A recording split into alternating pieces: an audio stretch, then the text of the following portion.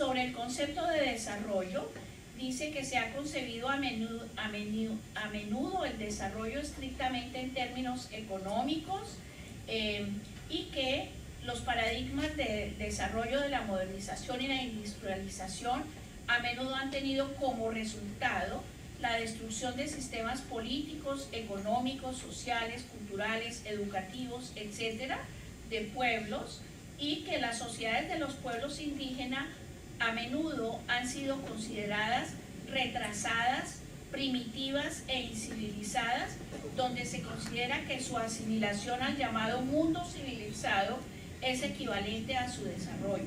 Se considera que los pueblos constituyen obstáculos al progreso porque sus tierras y territorios son ricos en recursos y los pueblos no están dispuestos a disponer libremente de ellos. En muchos países, dice la Corte, la historia y la práctica continua de asimilación han tenido como resultado políticas públicas que han excluido a los pueblos y que son discriminatorias con respecto a sus culturas e identidades. Bueno, entonces, complicado con el cuento del tiempo y todo eso. Entonces dice, una postura post del desarrollo propone la creación de un espacio-tiempo colectivo en el cual el desarrollo cese de ser el principio central que organiza la vida económica y social. Se cuestione efectivamente la preeminencia del concepto de crecimiento económico y este como meta.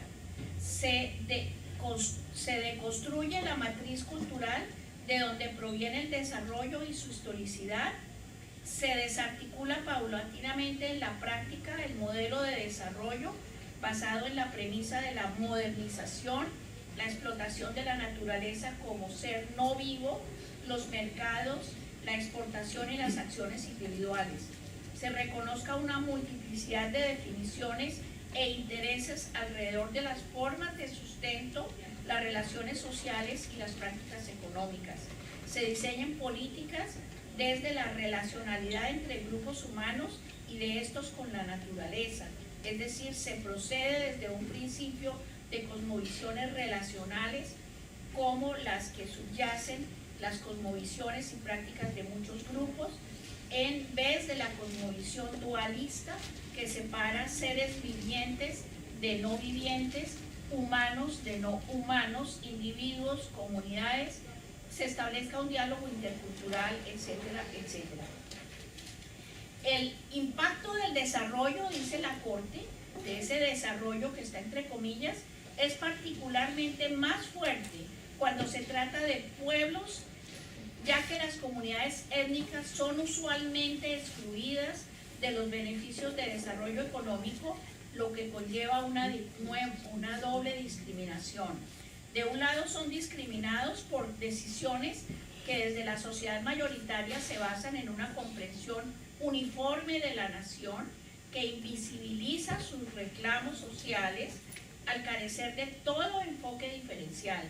De otro lado, dicha invisibilización lleva a que la igualdad de oportunidades a favor de las comunidades étnicas no sea efectiva y en cambio sus pretensiones en términos de protección de derechos sean erróneamente vistas como obstáculos para el desarrollo y el interés general. Bueno, ahí terminaría, digamos, esta parte que me parece que asienta unos puntos muy importantes. Otro punto rápidamente que quiero tratar es cómo, quiénes son los titulares del derecho a la consulta. ¿Quiénes son los titulares del derecho a la consulta?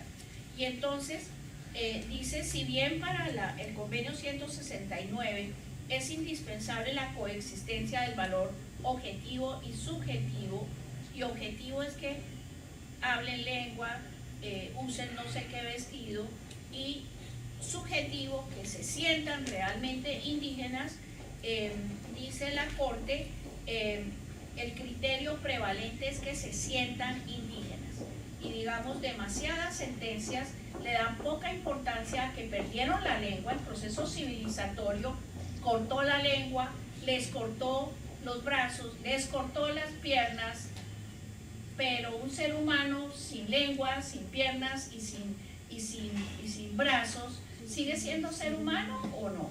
Sigue siendo ser humano. Por lo tanto, aquí la Corte desestima estos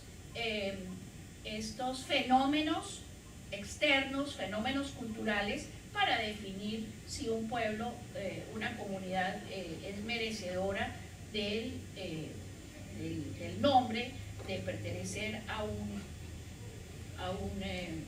grupo étnico. Entonces dice la Corte también, el reconocimiento formal de la comunidad por parte del Estado a través de actos administrativos contribuye a demostrar la existencia de un pueblo, pero no es un factor necesario para ello. Entonces, en nuestros países siempre están diciendo, pero es que no los han reconocido, es que no los han reconocido, es que no están en tal documento o en tal institución. No es estimable para la Corte Constitucional, en este caso, que los pueblos estén registrados, porque los pueblos se autodefinen como pueblos, pero quien los registra es una entidad del Estado que lleva ahí un cardex en el que dice quién es y quién no es. No son las autoridades administrativas ni judiciales las llamadas a establecer si una comunidad étnica existe o es étnicamente diversa, o si determinado individuo pertenece o no a ella. Ojo, estas son, como diría una amiga en Colombia, que todo es palabras mayores, palabras mayores. Bueno, son palabras mayores, porque está desestimando una burocracia que tiene el poder de decir que usted es indígena o no. Muy bien. Hay otro factor muy importante, que es el factor objetivo de cara a las nuevas prácticas sociales. Entonces, a veces las sociedades indígenas son percibidas como estáticas y homogéneas, lo que supone erróneamente que si cambian o adoptan formas de organización diferente, entonces ya no son grupos negros o raizales, o ya no son indígenas. Entonces, dice, en tanto colectividades humanas, los pueblos indígenas y tribales tienen una trayectoria social propia que se adapta a los cambios históricos y se reconfigura continuamente. Así las cosas, aunque la identidad cultural de estos pueblos es compartida por sus integrantes, es inevitable, además, que algunos de ellos vivan con menos apego a las tradiciones culturales. Esto no significa que pierdan su identidad ni las prerrogativas que les confiere el marco normativo internacional de protección de su derecho. Y claro, los negros en Cartagena pues, toman aguardiente igual que los mestizos, van a fiestas, conocen ¿cómo se llama? El vallenato, que es fabuloso, entre otras, etcétera. Se ponen condón, toman aguardiente, etcétera. Son negros en la modernidad, son personas que muchos han ido al colegio o han ido a una universidad, o sea, son contemporáneos, no son recién bajados de los barcos en el siglo XVI, etcétera.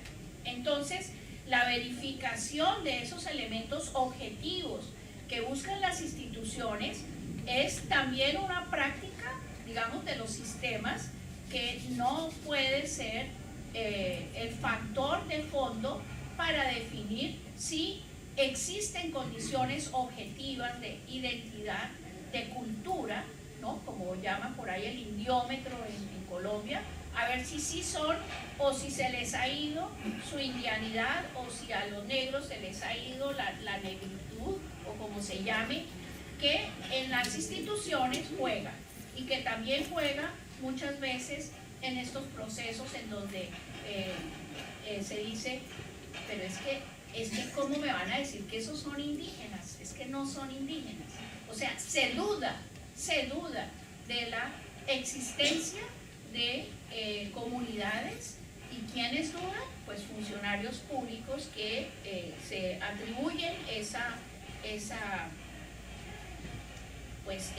¿cómo se dice, Zulma?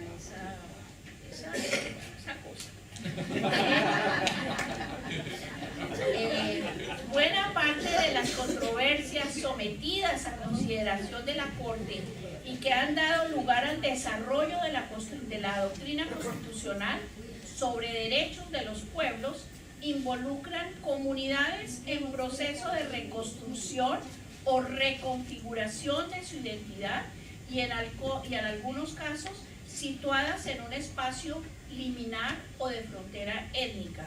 Estos casos han enriquecido la jurisprudencia en tanto han permitido a este tribunal conocer los múltiples rostros que asumen la identidad, en tanto que han permitido a este tribunal conocer los múltiples, rostros, en fin, que ha asumido la identidad en Colombia, y en general comprender que el proceso de formación nacional de la alteridad es en sí mismo diverso. Me parece muy interesante. Yo estoy pagada por la Alcaldía de Bogotá para realizar una consulta sobre un plan parcial, que es un plan de ordenamiento en la ciudad, con los muiscas en Bogotá, que son los propios habitantes de la zona de Cundinamarca, Bogotá, Boyacá, etcétera, y ellos son un pueblo que hace unos años decidió reconstituirse como pueblo, y entonces es muy valioso porque fue tan dramático el proceso civilizatorio para muchas personas y comunidades que escondieron su identidad, se pulverizaron, pero en el momento en que hay una constitución que los puede proteger, pues vuelven a reorganizarse en función de poder seguir como pueblos y fundamentalmente como sujetos colectivos de derecho. Entonces, hay procesos de reindianización, de reetnización, es decir, de querer que ellos tomen decisiones sobre su propia existencia y sobre sus propios sobre su propia existencia y sobre su propia vida. El otro aspecto es que el hecho de que el convenio 169 vincula el deber de consulta al criterio de afectación directa supone que las autoridades competentes deben verificar en cada caso si determinada decisión, proyecto o medida puede repercutir de alguna manera en los intereses de determinada comunidad. Ahora bien, dice la Corte, de un análisis preliminar respecto de los deberes que nacen de la disposición en comento, vale la pena resaltar la expresión susceptible, ¿sí? Susceptible de afectarlos. En este sentido es claro que el convenio 169 se inclinó por establecer una categoría hipotética y eventual como criterio para determinar el deber de consulta, es decir, esta garantía no debe emplearse exclusivamente respecto de proyectos que específicamente afecten a pueblos, sino a medidas que tengan la potencialidad de ser susceptibles de afectarlos. En relación a este deber, un sector de la doctrina considera que la palabra susceptible tiene como fin flexibilizar la carga de la prueba de cara a la medida que se pretende adelantar. Así las cosas, el estándar de procedencia condicionada a la eventualidad de afectación favorece necesariamente a los pueblos sin que sea admisible que se requieran certezas. Miren este paseíto en el que estamos. Muy bien. Bueno, entonces, los derechos de los pueblos interesados en los recursos naturales existentes en sus tierras deberán protegerse especialmente. Estos derechos comprenden el derecho de estos pueblos a participar en la utilización, administración y conservación de dichos recursos, en caso de que pertenezcan al Estado la propiedad de los minerales o de los recursos del subsuelo, o tengan derechos sobre otros recursos existentes en las tierras. Los gobiernos deberán establecer o mantener procedimientos con miras a consultar. Bueno, estoy aquí diciendo algo que ya todos sabemos, bueno, que es que se tiene que consultar. A nivel jurisprudencial, la Corte ha construido ciertos criterios para identificar en qué casos puede llegar a ser susceptible de afectarse directamente los derechos de las comunidades indígenas y ha precisado que la afectación directa debe entenderse toda medida que altera el estatus de la persona, de la comunidad, bien sea porque le impone restricciones o gravámenes o por el contrario le confiere beneficios. En este sentido, la consulta es potencialmente conflictiva debido a la subjetividad propia de determinar qué es susceptible de daño para una de las partes. Ya me pasaron el papelito, entonces me pongo más nerviosa, etc. Y entonces trabajamos acá el significado de la tierra para los pueblos y no en un sentido romántico, casi que a veces ni espiritual, sino va a mostrar la Corte el significado que tiene para estos pueblos y comunidades en el sentido de subsistencia. Y si algo protege la Corte es el primer punto que en todas las sentencias aparece, es la protección de la papita, la protección del yuquito, la protección del pescado, la protección de aquello que alimenta y que ha permitido que la gente esté viva. La otra cuestión es, la consulta debe ser previa, y creo que ya expresé que la consulta debe ser previa cuando no ha habido una decisión administrativa o legislativa, pero debe ser post cuando ya ha habido el proyecto, y ahorita la Corte nos dice y no termina, debe continuar, porque si en 20 años después de que se ha tomado una decisión previa de que se haga una ley o se haga un proyecto y está causando impactos, dice la Corte, se debe seguir revisando y los pueblos tienen la competencia para llamar la atención y poder continuar en un proceso, digamos, continuo sobre este tema. Finalmente, porque no tengo el tiempo de más, la consulta debe buscar el consentimiento de los afectados. Y en ese sentido, el consentimiento es un estándar que es uno de los 4 componentes de participación que he aprendido de Raquel. El primero es la autodeterminación, es un componente de participación, digamos, endógena, interna. El segundo es la participación con P mayúscula, que es aquellos proyectos que afectan a la totalidad de los pueblos, una ley forestal, el código minero, etcétera. El tercero es la consulta previa, la consulta, y el cuarto es el consentimiento. Entonces, el consentimiento es un estándar que, digamos, obliga al Estado a que pueda darse el consentimiento. Y aquí la Corte plantea la diferencia entre consentimiento y veto. Una cosa es decir, nosotros no participamos y vetamos el proyecto, otra cosa es que el consentimiento bajo ciertas condiciones pueda darse. Y las razones del consentimiento, si no se me ha olvidado, son que haya que trasladar a la comunidad, que sobre el territorio se coloquen desechos tóxicos, y el otro que haya daño a la integridad étnica y cultural. Y si esta es una mano y esto es un pueblo, y el Estado reconoce en esta mano, en este sujeto, un colectivo, porque es que mi mano no hace parte de un dedo por aparte, sino es una unidad que tiene miembros, pero es una unidad, ¿cómo impacta al colectivo? Entonces, si de aquí yo mocho este dedo, el impacto no es sobre el dedo, es sobre la mano, la totalidad de la mano. Y dice maravillosamente, bueno, ya se me olvidó, un boliviano, bueno, un personaje maravilloso, que es un diente por fuera de la dentadura. ¿Y cómo reparamos un diente por fuera de la dentadura? Imagínense que este diente a mí me lo tumba una vieja o un tipo y me pretende que me lo pone muy bonito con oro en una cajita por allá y ella queda con un hueco acá. O sea, no es posible reparar un diente por fuera de la dentadura. No es posible reparar un dedo por fuera de la mano.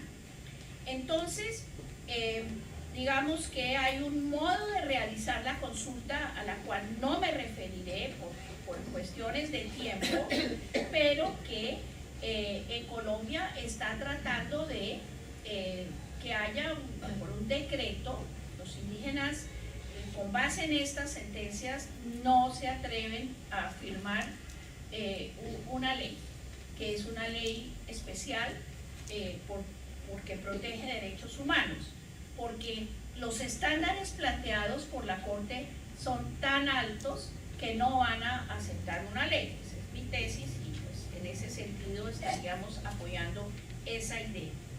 Entonces, finalmente, la Corte lo que plantea de fondo es que no es posible, mejor dicho, que es posible reconocer a sujetos, comillas, individuales, que se aglutinan a bailar en la ciudad, que tienen pedazos de tierra arrendados, que tienen finquitas propias por allá, o que son mano de obra en una empresa agrícola, o que barren la calle en Cartagena, y que sin embargo configuran comunidad, porque van al entierro de un amigo que es de su comunidad, porque se reúnen a bailar con los de su comunidad, porque hay ayuda mutua cuando se requiere la ayuda mutua. Entonces la comunidad no es un fenómeno de gente junta haciendo no sé qué cosa, sino es aquella que anda como nómada y que se aglutina toda vez, como en este caso, que un gasoducto les atraviesa zonas que tienen importancia para su supervivencia como pueblos y como individuos. Y también ese tema de que no se trata solamente del colectivo, sino cómo afecta a individuos, y en este caso individuos que están en la modernidad y demás. Entonces, en esta sentencia, pues la dejo para que los que la quieran leer, la lean. Hay unas medidas que la Corte toma para que la institución del registro se modifique. ¿Cómo así que hay una institución que registra o no registra, reconoce o no reconoce?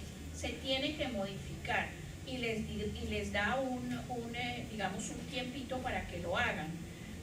¿Cómo así que, digamos, el concepto de afectación está definido con base en metros de distancia o con base en una visión exógena que, digamos, puede desestimar la afectación en términos del otro, en términos del sujeto que está involucrado en este caso?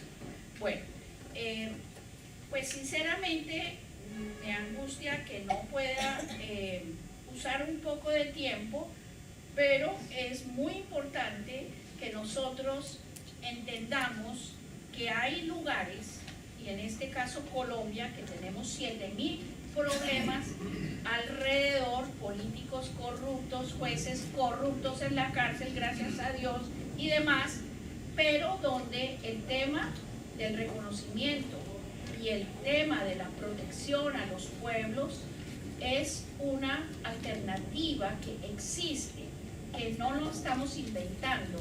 Una Corte que ha ordenado que no se haga ¿cómo se llama? Bueno, algo de transmisión eléctrica entre Panamá y Colombia, que no se haga un puerto, que ha mandado cerrar una hidroeléctrica, que ha tenido la capacidad de decir esta carretera no se puede continuar. ¿Por qué? Porque el interés general y colectivo de la nación, de un desarrollo en una determinada dirección, no puede hacerse a costillas del interés general y colectivo de la nación de proteger un pueblo. Y proteger los pueblos no es un tema de ellos, es un tema de los nacionales, es un tema nuestro, nos toca a nosotros, nos compete a nosotros. Muchas gracias.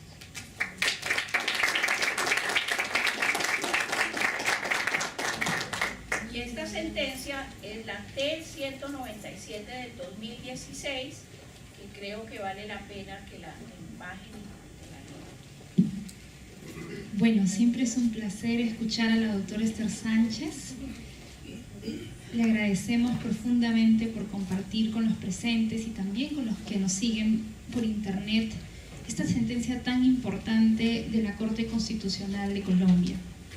Nuevamente la Corte de Colombia continúa avanzando en los estándares en favor de los pueblos, no solo de Colombia, sino también de la región en general, ¿no?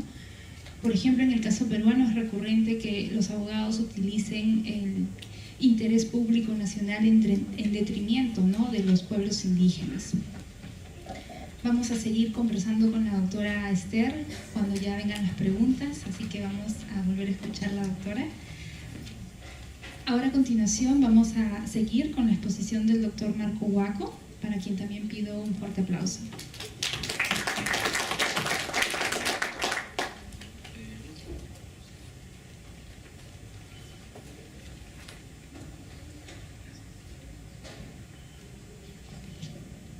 Hola, buenas tardes a todas y a todos. Gracias por la invitación a este importante evento académico, Relajo, a las organizadoras y organizadores que hacen posible mi presencia en esta oportunidad para hablar sobre el derecho al consentimiento. Y vamos a centrarnos en nuestra intervención básicamente en tratar de subrayar vínculos conceptuales. De repente si lo alejo un poquito o si se apaga ese micro, no sé. Vínculos conceptuales entre el derecho al consentimiento, el derecho a la libre determinación. Si no utilizo el micro, no hay problema. ¿Sí? Ah, es por la computadora. Ya. Muy bien.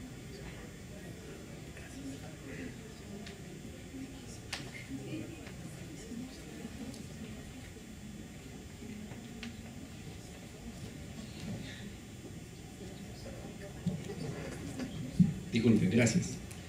Decía que nuestra intención es subrayar el vínculo, el parentesco, la relación entre conceptos fundamentales claves del derecho, de los derechos de los pueblos indígenas o del derecho internacional de los pueblos indígenas, que de manera común pasan desapercibidos, ¿no es cierto?, ya en el uso cotidiano, a nivel de distinta actividad política y jurídica, para defender estos derechos y estos pueblos, ¿cierto?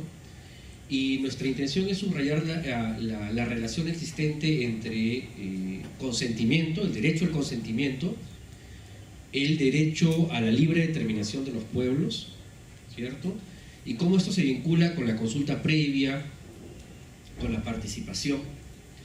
Y quiero ensayar esa explicación de estos vínculos a manera de iluminar la acción política y la acción jurídica, tanto académica como judicial, de litigio estratégico, a partir de un comentario crítico e histórico sobre cómo se adoptó el convenio 169 de la OIT sobre derechos de los pueblos indígenas y tribales en países independientes, el cual es un tema no siempre abordado, el tema histórico, cómo se gestó el convenio 169 y cuál es la valoración que tenemos que tener a la luz histórica, pero también a la luz de la generación de nuevos estándares, es decir, de nuevos criterios jurídicos a partir de otras fuentes de derecho respecto a lo que en ese tiempo se avanzó, mal que bien, y ahí ya les voy adelantando mi posición personal, sobre el convenio 169 del año 1989, es importante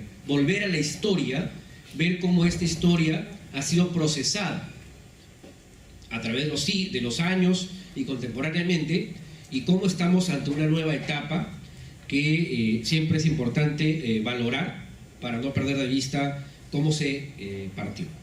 Ahora bien, solamente mencionar, ¿cierto?, algo que todos conocemos, el convenio 169 de la OIT, vale la pena recapitular, surge de un proceso de revisión del convenio 107 de la OIT, ¿cierto? Era un convenio, el convenio 107 de la Organización Internacional del Trabajo, convenio sobre poblaciones indígenas. Y esa terminología tenía su razón de ser. Era un convenio 107 que no reconocía que los grupos, entre comillas, ¿cierto?, los grupos étnicos indígenas tuvieran una categoría de pueblos, sino eran poblaciones. Además, era un convenio ideológicamente paternalista, que consideraba que los pueblos indígenas eran sujetos de protección, ¿cierto?, y no se les reconocía una autonomía, una identidad propia. Se les reconocía una serie de garantías protectoras y algunos derechos que para ese tiempo significaban de repente un avance, pero el punto de vista ideológico del convenio 107 era asimilacionista. Es decir, se reconocía su carácter distintivo, pero se trazaba la ruta de la asimilación cultural y política de estos pueblos a las sociedades nacionales dominantes. Y como eran pobrecitos, entonces había que protegerlos para que pudieran pues ellos desarrollarse e incorporarse a la modernidad que la sociedad nacional les iba a prodigar. Básicamente esa era la ideología asimilacionista, proteccionista, discriminatoria del convenio 107, el cual hay que siempre leer, a pesar de coexistir con ciertas normas protectoras y reconocimiento de derechos. Este convenio 107 se somete a un proceso de actualización, ¿cierto? Se solicita que sea actualizado. La OIT toma la decisión de actualizar este convenio por razones políticas institucionales propias, más que por demanda del movimiento indígena internacional, ¿cierto? Es lo que Luis Rodríguez Piñero ha llamado el pecado original del convenio 169, ¿no? Un convenio nacido de necesidades políticas burocráticas más que de demandas del movimiento indígena internacional. Y este convenio entonces se somete a revisión y se discute formalmente en dos conferencias generales de la OIT, una del año 1988 y la otra en 1989. Y este convenio, la idea inicial era actualizarlo, revisarlo, pero como producto de la revisión sale un convenio completamente nuevo, y es el convenio 169. Que recoge algunas disposiciones del 107, incorpora otras nuevas disposiciones y reforma mucho del espíritu del convenio 107 en lo que ahora sería el 169.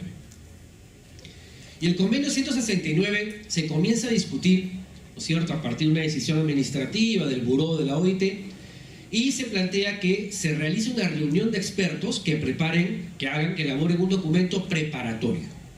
¿Cierto? El primer documento que se pone a discusión es un documento preparatorio en el que se discute, se hace una crítica ideológica del convenio 107, se plantea que tiene que ser un convenio en claves ideológicas distintas, superadoras del carácter asimilacionista del convenio 107, y que reconozca, y lo plantea ya el documento preparatorio de expertos, que reconozca que no son poblaciones, sino pueblos, que reconozca el derecho no a la participación ni a la cooperación, sino al consentimiento. Ojo, al consentimiento. Y estamos hablando, ¿no es cierto?, del año 85, 86, en que se prepara el documento preparatorio y que luego va a servir de discusión en la primera conferencia de la OIT, que va a discutir el convenio en el año 88. Territorios, ¿cierto?, no meramente tierra, sino territorios, y el derecho a controlar el propio desarrollo. Entonces se habla de pueblos, derecho al consentimiento, territorios, y se habla de algo fundamental. Se habla de libre determinación. De libre determinación. Entonces, Esto, en primer lugar, nos alerta a pensar que no es que en el año 2007, con motivo de la Declaración de Naciones Unidas, se comienza a hablar a nivel internacional de la libre determinación, ¿cierto? A veces podemos equivocarnos. No, esta es una discusión que precede incluso al convenio 169 de la OIT en esos años. Vean cuánto camino tiene que recorrer a veces el reconocimiento de un derecho para adquirir plena ciudadanía. Y en ese tiempo entonces, este documento preparatorio postula, ¿no es cierto?, ya un texto tentativo del nuevo convenio, y este texto tentativo se pone a discusión de los estados partes. La OIT lleva a cabo reuniones técnicas, ¿no es cierto?, emite un documento, un acta de conclusiones de la OIT, y las conclusiones de la OIT sirven de ser debatidas en la Conferencia General de la OIT del año 1988. Los estados debaten arduamente junto con, como es la OIT, recordemos, no es cualquier organismo de la ONU, la OIT tiene naturaleza tripartita. Y como tripartita, ¿no es cierto?, en todos sus procedimientos incorpora la participación de empleadores, trabajadores y estados. Entonces, estos documentos son discutidos en instancias de trabajo en las que están representantes de los empleadores, de los trabajadores y de los estados. ¿Correcto? Se discute el documento de los expertos, la OIT elabora una discusión sobre el tema del documento de expertos, el cual acoge, sabedor de que era muy polémico, porque en ese documento se planteaba el término de pueblos, consentimiento, libre determinación y territorios. Y en la primera conferencia del año 88, estas tres partes, estados, empleadores y trabajadores, discuten. La participación indígena no es directa, es a través de los delegados de los trabajadores, cuando se da, o también a través de observadores indígenas, que no tienen ni voz ni voto, simplemente ven cómo otros están allí en esa mesa tripartita decidiendo sobre sus derechos. Y algunos casos, representantes de Estado que nombran a líderes indígenas nacionales como representantes del Estado para llevar la posición del Estado, o sindicatos, federaciones sindicales que eligen dirigentes indígenas para que representen a estas federaciones sindicales en estas discusiones. Es decir, la participación indígena fue mediada, no fue directa, ni a título propio, sino fue mediada, que es otro de los pecados originales del convenio 169. La estructura de la OIT no permitía esta participación directa de los pueblos indígenas, pero, digamos, se arreglaron de esa forma un tanto institucional e inadecuada totalmente a los derechos de los pueblos indígenas. Y en la segunda revisión, ¿no es cierto?, en el segundo momento de la conferencia del año 89, ya la OIT analiza, debate arduamente, se negocian textos de compromiso, bajan, se reducen los estándares de reconocimiento de derechos que se habían planteado en el documento preparatorio de expertos y que se habían logrado aprobar de alguna manera en la primera conferencia del año 88. En el 89 se llegan a fórmulas de compromiso. ¿Qué son las fórmulas de compromiso? Son las fórmulas negociadas. Te doy, te quito, ¿cierto? Te doy acá y te quito allá. Este texto lo reformulo así. Este otro texto lo reconozco, pero le pongo una cláusula limitativa acá. Te reconozco tal derecho, pero digo siempre que sea posible, ¿no? Entonces, en la segunda conferencia se llega a un texto ya rebajado, y se aprueba en medio de la protesta e indignación indígena a la hora de los discursos finales. Y de eso vamos a hablar a continuación. Entonces, ese básicamente ha sido el proceso histórico del convenio 169 que le dio origen, ¿no es cierto? ¿Y qué respecto al tema del derecho al consentimiento en ese decurso histórico de discusión, ¿cierto? Tenemos justamente el hecho de que nosotras, al leer el convenio 169, encontramos el derecho al consentimiento cuando se refiere al tema del desplazamiento forzoso de los territorios, ¿no es cierto? O cuando se menciona el tema del depósito de residuos tóxicos en territorios indígenas, y nada más. Luego, a lo largo del convenio, se habla de la consulta previa, se habla de la participación como piedras angulares del convenio 169. Recordando nuevamente, y nunca me cansaré de recordar, ¿no es cierto?, que el convenio 169 no es el único estándar de derechos de los pueblos indígenas, y que es más, el convenio 169 contiene estándares, es decir, criterios, ¿no es cierto?, para decirlo no tan técnicamente, mínimos. Quiere decir que son el piso. Es decir, no es una ley obligatoria en el sentido de que por encima de esto no puedes reconocer más. Es un piso mínimo sobre el cual los estados pueden y deben aprobar estándares que mejoren ese piso mínimo. Ya, eso hay que tenerlo claro, porque acá en el Perú, cuando se discutió la ley de consulta previa, hubieron genios, ¿no es cierto?, que luego se han llamado especialistas en derechos indígenas, que señalaban, eso no se puede porque el convenio no lo dice, ¿no? Eso no se puede porque el convenio dice otra cosa. El convenio dice afectación directa. Si yo quiero, pongo afectación en la ley nacional. El convenio dice susceptible, ¿no? Pero mi ley, qué curioso, ahí sí no se guiaron del convenio. Ahí sí dijeron, ¿no es cierto?, medidas que afecten. No dijeron medidas susceptibles de afectar, sino medidas que afecten. ¿No es cierto? El consentimiento. Perdón, pero el convenio 169 no dice consentimiento más que en 2 casos, ¿no es cierto? Y la jurisprudencia de la Corte Interamericana, bueno, pero esta es una ley que desarrolla el convenio, no la jurisprudencia de la Corte Interamericana. Estos genios, entonces, comenzaron a utilizar el convenio 169 justamente de acuerdo a las condiciones históricas que le dieron origen, pero prefirieron ser ciegos, sordos y mudos, respecto a los nuevos estándares que superaban al convenio 169, en particular respecto al derecho al consentimiento. Y así tenemos entonces un régimen legal nacional, peruano en este caso, que es coincidente con otros regímenes jurídicos nacionales, en perspectiva comparada, que tienen la común característica de supuestamente desarrollar el derecho a la consulta previa, pero justamente en una clave reduccionista y contraria al concepto de que se trata de estándares mínimos. A eso le hemos llamado en algún artículo, en Servindi se encuentra, la expropiación de la consulta previa. Es decir, el toque de Midas a la inversa del Estado de comenzar a desarrollar derechos, pero para recortarlos, ¿cierto?, transformándolos de derechos en procedimientos burocráticos administrativos, aprisionándolos en una formulación rígida del ejercicio de estos derechos para justamente recortarlos.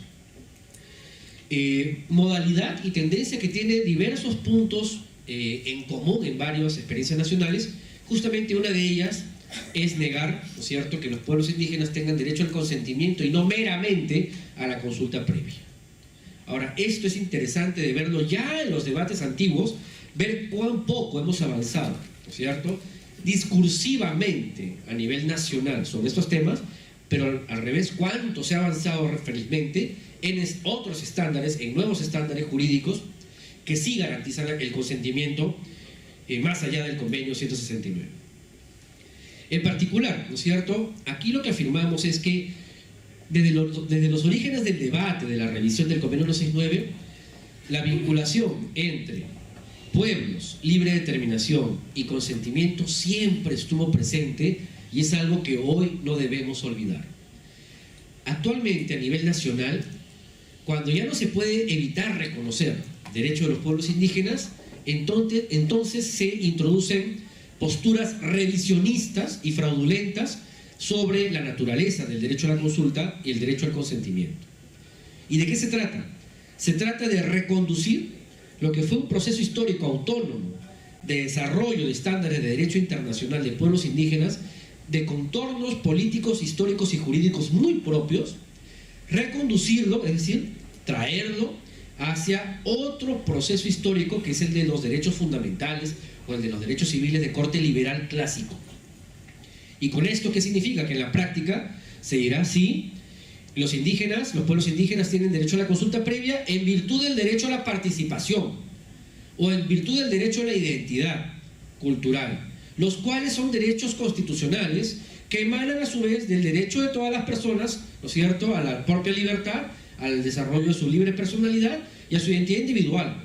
Estos pueblos entonces tienen derecho a la consulta previa porque sus individuos, sus integrantes lo tienen. Entonces allí se está desnaturalizando algo que tiene un contorno ideológico propio, ideológico en el mejor sentido de la palabra, por cierto. Entonces, es la libre determinación y el consentimiento una emanación del derecho civil individual de la participación.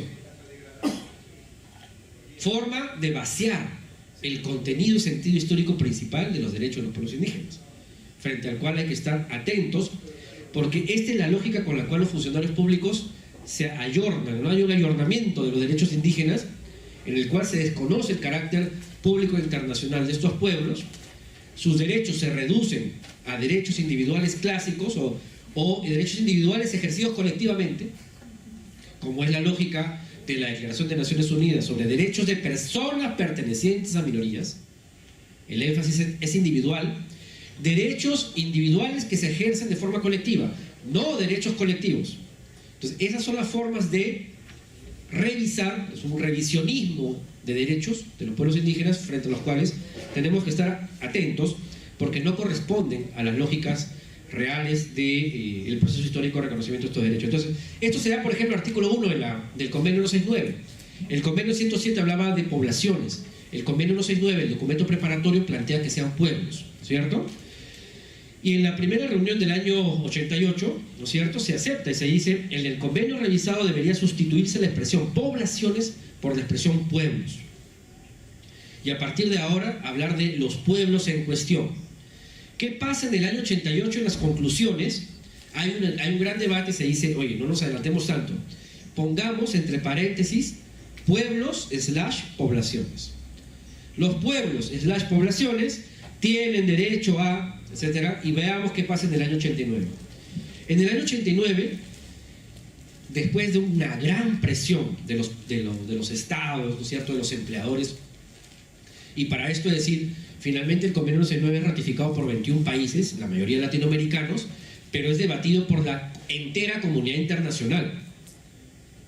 Estados Unidos y otros países que jamás llegan a ratificar el convenio 169. Entonces, todo el mundo discute el convenio 169 y al final solamente lo ratifican un grupito pequeño de esos países, ¿no? Entonces, es una muestra de esa tremenda hipocresía internacional, ¿no es cierto?, de entrar al debate de un tratado internacional, torpedearlo, rebajarlo, reducirlo y finalmente no ratificarlo, ni siquiera en su versión reducida y comprometida. ¿Y qué es lo que pasa en el año 89? La fórmula de compromiso enigmática, ¿no es cierto?, para quienes no están muy familiarizados con el derecho internacional público. Se dice en el artículo 1. En los documentos preparatorios, recordemos, se decía: se les reconoce pueblos con derecho a la libre determinación. Y esta libre determinación no implica un derecho de secesión o a crear un estado dentro de otro, sino es una recuperación de su carácter soberano originario dentro de los actuales marcos de los estados nacionales, sin amenazar los estados nacionales. Libre determinación dentro de los estados naciones actuales. Y entonces se produce una fórmula de compromiso. De pronto ustedes no van a ver el término libre determinación en el convenio 169, ¿cierto? No lo van a ver. Y eso no significa que no haya sido un objeto de vivo debate. Fue un objeto de debate fundamental a lo largo de todo el proceso de elaboración. Y se señala en el artículo 1 del actual convenio: el presente convenio se aplica a los pueblos, ¿cierto?, porque los empleadores decían: nada de pueblos. Los indígenas dijeron: entonces nos paramos y nos vamos, y que este convenio nazca muerto. Nosotros no lo vamos a reconocer. Si no está la palabra pueblos, nada. La OIT, que tenía un compromiso de sacar adelante esta revisión, dijo: ok, negociemos. Hubo una negociación política, diplomática, se aceptó la palabra pueblos, pero se introdujo un párrafo 3 que decía: la utilización del término pueblos en este convenio no deberá interpretarse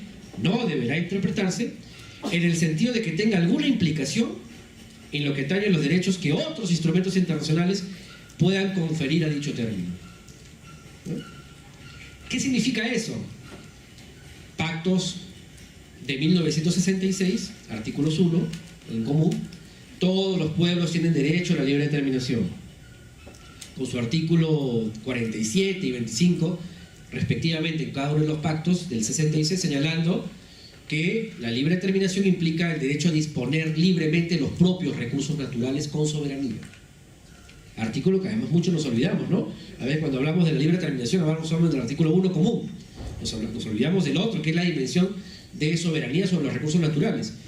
Y además, toda una serie de resoluciones de la Asamblea General de Naciones Unidas hablando sobre la soberanía permanente de los pueblos sobre sus recursos naturales como expresión económica de la libre determinación, y resoluciones sobre la libre determinación desde un punto de vista político.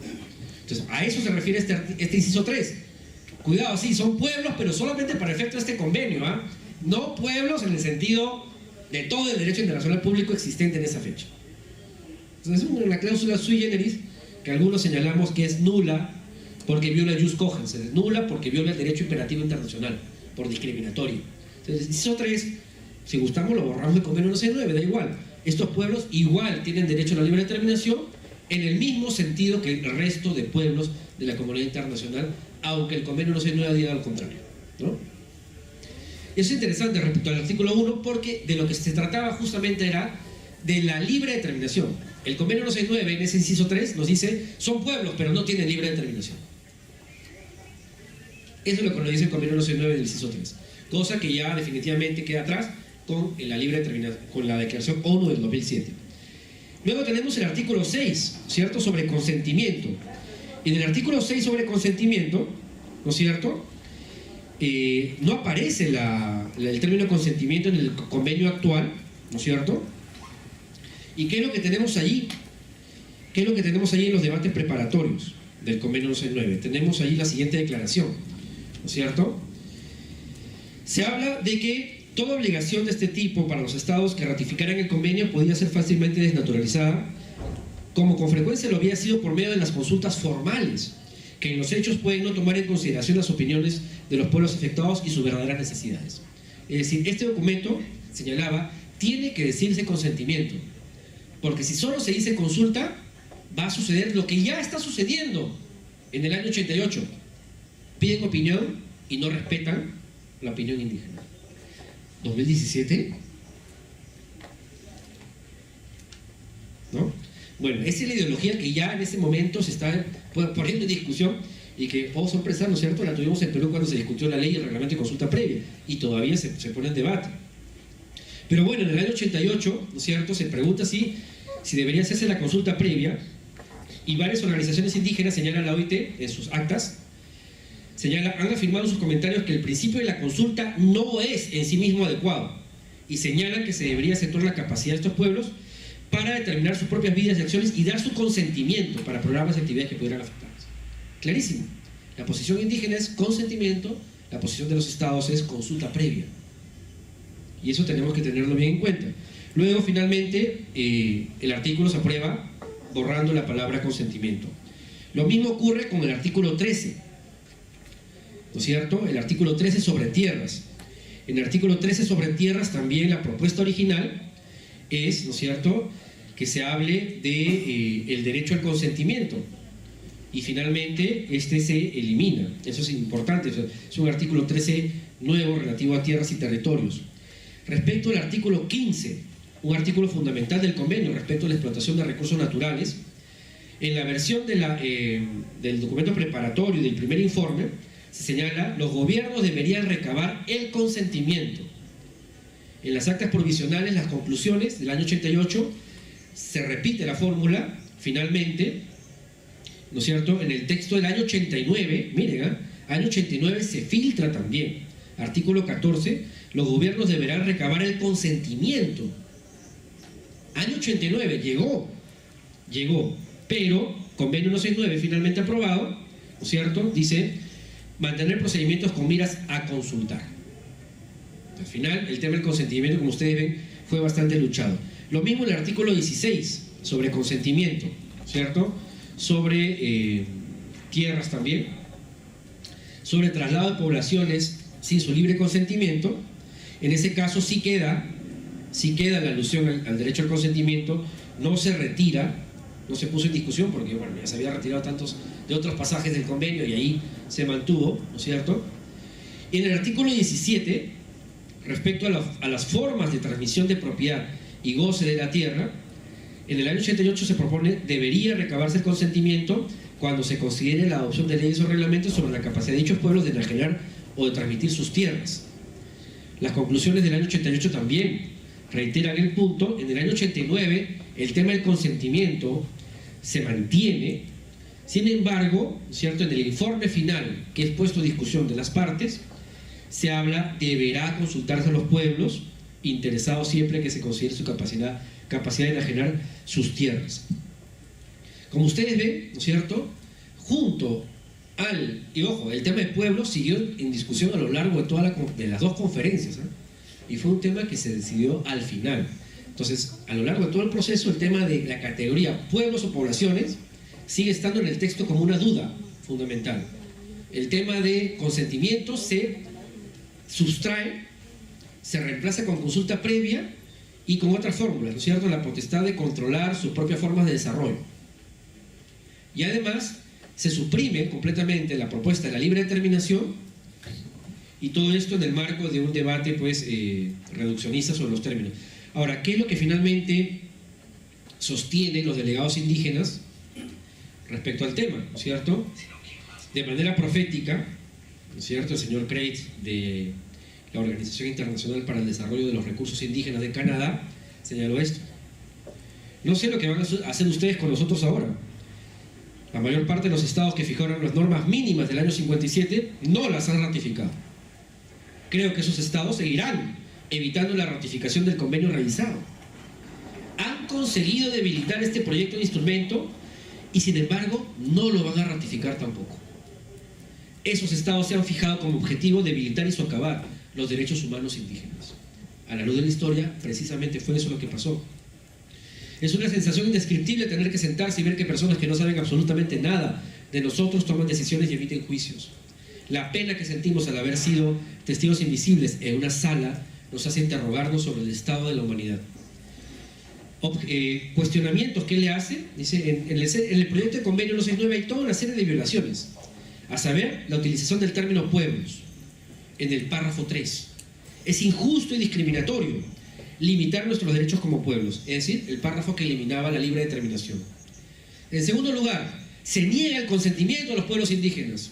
Uno de los principales fundamentos del texto propuesto es la necesidad de respetar a los pueblos.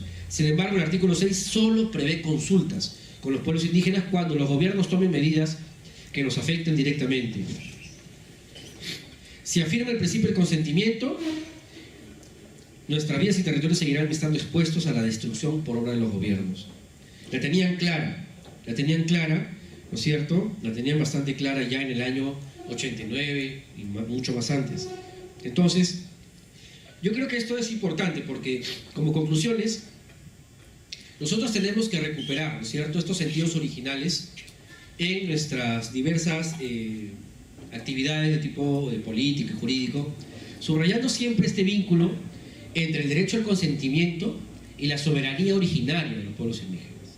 Soberanía originaria que se expresa jurídicamente en el reconocimiento de su libre determinación como pueblos, ¿cierto? Ser siempre celosos, celosas en la terminología de los pueblos, no de las poblaciones, no de las minorías étnicas, ¿cierto?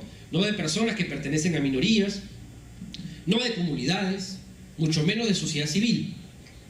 A veces, por error, decimos, los pueblos indígenas pertenecen a la sociedad civil, y no pertenecen a la sociedad civil, son pueblos con derechos políticos, sujetos de derecho internacional público, que luego pasan a ser reconocidos en la legislación interna bajo diversidad de formas específicas, pero que no alteran su naturaleza esencial de sujetos de derecho internacional público y por tanto con libre determinación. Y ese principio ilumina, ¿no es cierto?, la elaboración, adopción y implementación de políticas públicas, programas, proyectos de desarrollo, leyes que no pueden ser formuladas y elaboradas sin participación ni en gabinete de los pueblos indígenas y que tienen que ser aprobadas con su consentimiento. Entonces los genios, ¿no es cierto?, que elaboran proyectos de ley sin considerar la postura indígena, sin incluir la postura indígena en el proceso de elaboración, están directamente violando, ¿no es cierto?, justamente el principio de la libre determinación de estos pueblos, que es la piedra angular. No es prescindible, no es un requisito más, es una piedra angular Entonces, toda postura legislativa, litigiosa, académica, tiene que respetar este principio. Es esencial. Lo contrario es colonialismo. Lo contrario es colonialismo. Este colonialismo puede ser incluso practicado por gente de izquierda, ¿cierto? Luego, y ya para terminar, ¿no es cierto?, en un minuto, entonces, este convenio ha sido superado, ¿no es cierto?, tanto en su reconocimiento formal de los pueblos como tales, si bien es cierto con una cláusula discriminatoria, que a la luz de la interpretación actual es una cláusula nula, ¿no es cierto?, el párrafo 3 del artículo 1, superado por los estándares de la Corte Interamericana de Derechos Humanos, de la Comisión Interamericana, inclusive por algunas legislaciones nacionales, por jurisprudencia constitucional nacional y, como no, por la Declaración de Naciones Unidas sobre Derechos de los Pueblos Indígenas, amén de las decisiones del Comité para la Eliminación de la Discriminación Racial, el CERT, de la ONU, y el Comité de Derechos Humanos de la ONU, que habla del derecho al consentimiento. Entonces, tenemos muchos estándares que han superado el piso mínimo del Convenio 169. Ya se puede hablar con propiedad de pueblos, con derecho a la libre determinación, en virtud de la cual se requiere el consentimiento. Entonces, el consentimiento ya es un estándar nacional de los diversos países que son signatarios de estos tratados internacionales, sean o no parte del Convenio 169, ¿no? Y siempre hay que tener en cuenta, ¿cierto?, que el derecho a controlar el propio ritmo de desarrollo, el derecho a tener una propia visión de desarrollo, la consulta previa, el derecho de participación, se interpretan a la luz del derecho al consentimiento. Ojo, no se invoca la consulta previa versus el derecho al consentimiento. No se interpreta la consulta previa estrictamente solo basados en el Convenio 169. Se interpreta el derecho a la consulta previa en la medida que cumple el contenido del derecho a la libre determinación y el derecho al consentimiento. Yo creo que eso es fundamental recuperar, ¿no es cierto?, y desarrollar nuestras actividades respectivas. Muchas gracias.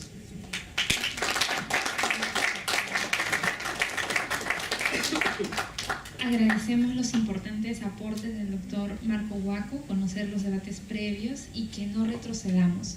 Estos estándares mínimos, los estándares internacionales son mínimos y los pueblos no pueden retroceder en ello. Hay que exigirlos, hay que insistir con las autoridades, como acá señala el doctor, que esto ya está establecido y que estos derechos, como dice también la doctora Raquel, no se negocian, ¿no? Son derechos que justamente amparan la vida, la integridad de estos pueblos. Bueno, a continuación vamos a dar paso a la doctora Zulma Villa, a quien también les agradezco brindarles un fuerte aplauso.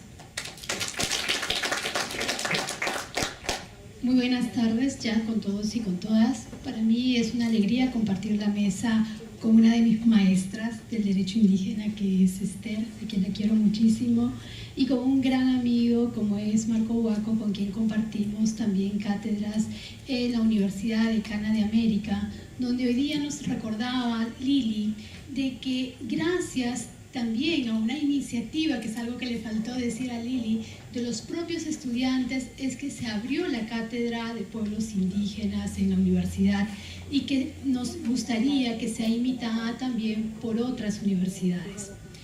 Bueno, hablar al final de un panel y además casi ya de toda la actividad tiene sus pros y sus contras. El pro es que ya todos lo han dicho y uno puede hablar poco, ¿no?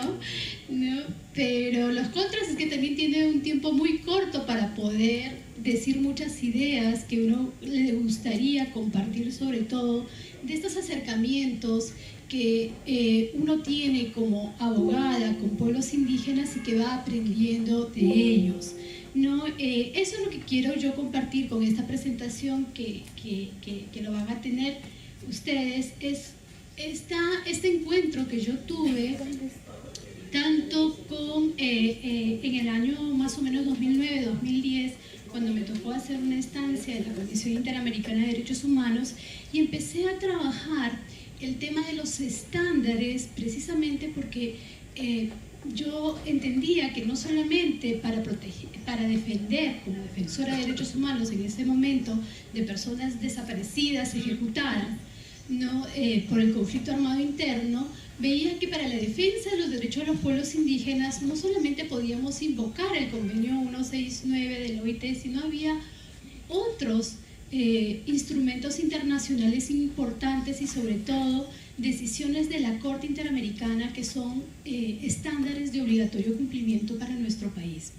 Y como dice Marco, sí, pues éramos de las personas, instituciones con Raquel, el IDS, con quien nos reencontramos el 2009, quienes hablábamos del consentimiento y paradójicamente no había resistencia de los pueblos al término, sino más bien de aquellos defensores, ¿no? Aliados naturales, defensores de derechos humanos, esta resistencia a estos términos, y que incluso hasta ahora hay esas resistencias, ¿no? Entonces, esta presentación tiene dos estudios que hice, uno en el año 2009-2010, que es sobre, justamente el título tiene retos para la implementación de todo lo que es la protección de los derechos territoriales de los pueblos indígenas, y el segundo que tiene que ver más bien con instituciones de despojo territorial indígena, que lo hice en el año 2013, pero a partir de la experiencia y el acercamiento que tuve en el caso del megaproyecto minero Conga en el año 2011 y hasta la fecha, ¿no? Y quería partir justamente con este último, que es el de despojos territoriales indígenas, como para poder cerrar el problema y entender por qué los pueblos rechazan estas actividades extractivas dentro de su territorio, principalmente en la zona de Cajamarca. Entonces, cuando en el 2011 nos llaman al instituto para ese momento las rondas, el representante del pluralismo jurídico, ¿no? de las rondas de la región Cajamarca nos llama preocupado porque estaban no solamente hiriendo a personas que se estaban oponiendo al megaproyecto minero Conga, sino había toda una intención de militarizar la zona que ya claramente Elvira los mostró. Nos piden nuestra intervención como instituto y nosotros presentamos la medida cautelar en 1 de diciembre del año 2011, ¿no? Eso es una solicitud de medidas cautelares que se peleó una a una, pero eso es juntamente con el Pacto de Unidad, que son organizaciones nacionales indígenas, y también con las rondas campesinas de Selendín, de Cajamarca y de Bambamarca. Entonces ustedes ven la primera presentación que dice allí el megaproyecto minero Conga. Entonces yo como abogada me encuentro, ustedes saben que va a afectar 3 provincias, me encuentro que había una comunidad campesina y era la comunidad campesina de Sorochuco.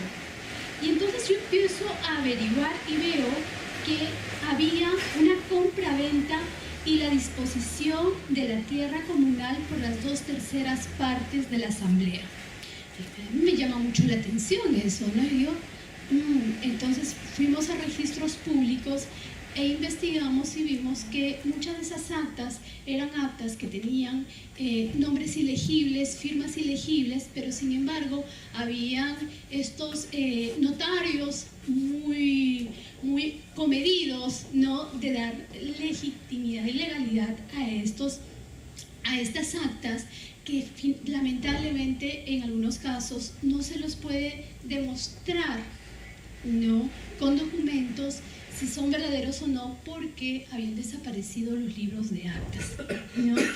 Sigamos, por favor. Y otro de los casos, entonces encontré que también había, no solamente el caso de Sorochuco, sino también el caso del megaproyecto minero Tantahuatay, que está en la otra zona, porque Sorochuco está en Selendín y Tantahuatay está en Chubur, la otra provincia de Hualgayoc, Bambamarca, que va a ser afectada por el megaproyecto minero Conga.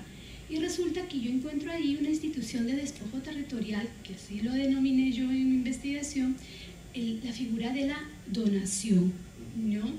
Entonces, y seguimos, van a ser algunos nada más puntos porque hay mucho más figuras jurídicas que identifiqué, pero acá vamos a hacer solamente una referencia de algunas para poder hacer como el cierre del problema de lo que está pasando en el caso de Conga, para ver por qué este megaproyecto no tiene el consentimiento del pueblo originario de Cajamarca.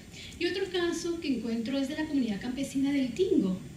Y en la comunidad campesina del Tingo también encuentro otra figura de despojo territorial y veo la servidumbre minera. Y me llama mucho la atención, dije, servidumbre minera. Y resulta que pasando la investigación, me encuentro que una de las primeras comunidades, y ahí no me dejará mentir Manuel y Elvira, que tienen el conocimiento de causa porque están en la zona, una de las comunidades, las primeras comunidades afectadas por Yanacocha había sido la comunidad San Andrés de Negritos. Estamos hablando del año 92, ¿no? Y a ellos, esta comunidad no había querido vender su territorio, no quiso vender.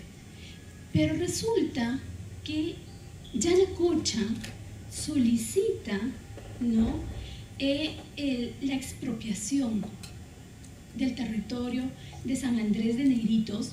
¿Y esto por qué lo permitía? ¿Esto por qué lo hacía? Porque el marco normativo nacional, en ese caso la Ley General de Minería, permitía que se haga la servidumbre minera y la expropiación.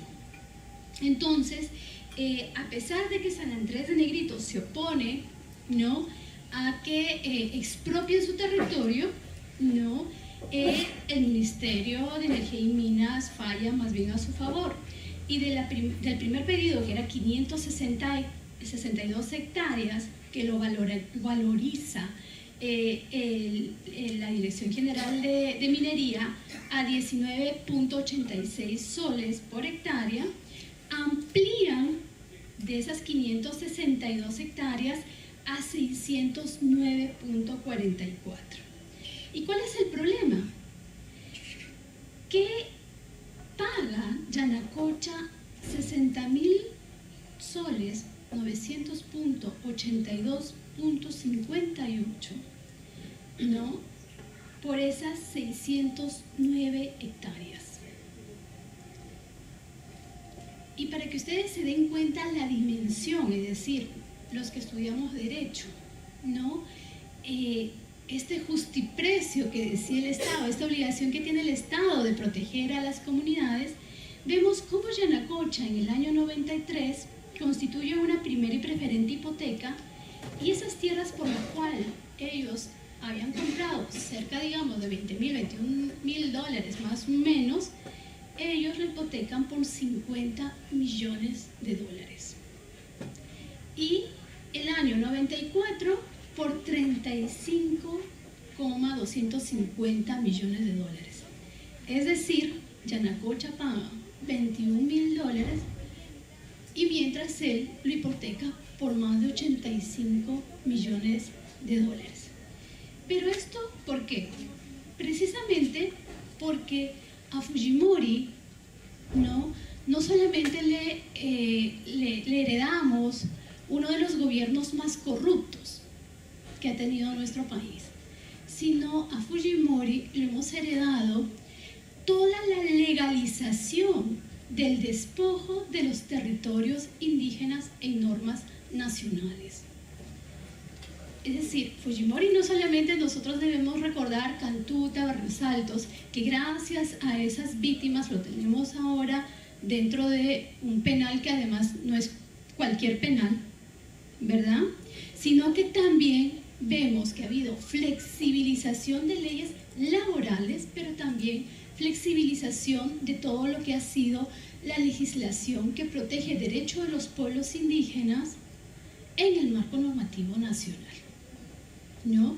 Y ustedes van a poder ver allí cómo empieza. No es que estamos hablando de los 4 paquetazos, que ahí empieza el problema, no, esto vamos viendo que empieza desde el año 91 con el decreto legislativo 653, el decreto supremo 1492 de la Ley General de Minerías, la propia constitución política, ¿verdad?, donde quita esas salvaguardas que eran antes imprescriptibles, inalienables, inembargables, quitan esas 3 salvaguardas, queda 1, después los 4 paquetazos, y lo que es peor, que esa política de flexibilización iniciada por Fujimori, ninguno de los gobiernos posteriores lo ha revertido.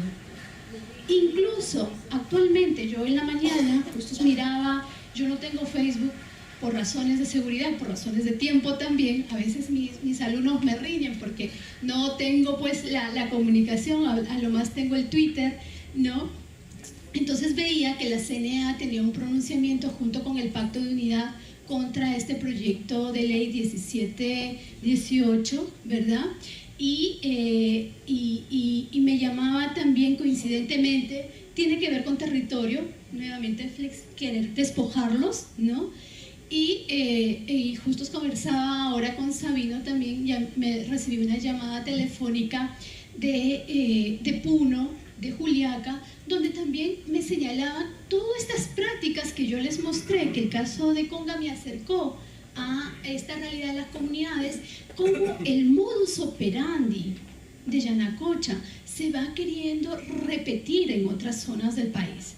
Esta zona de quién decide, no decide la asamblea, o estas actas falsas, ¿no? O que gente que ha firmado pero que ya son miembros de las comunidades que ya están fallecidas, ¿no? Entonces esto es muy importante y me he querido tomar el tiempo y empezar por esto, porque yo creo que acá las comunidades tienen que cuidar mucho sus actas. Saber que la decisión no lo toma el presidente de la comunidad o la junta directiva, sino las asambleas. Y las asambleas pueden cambiar en cualquier momento.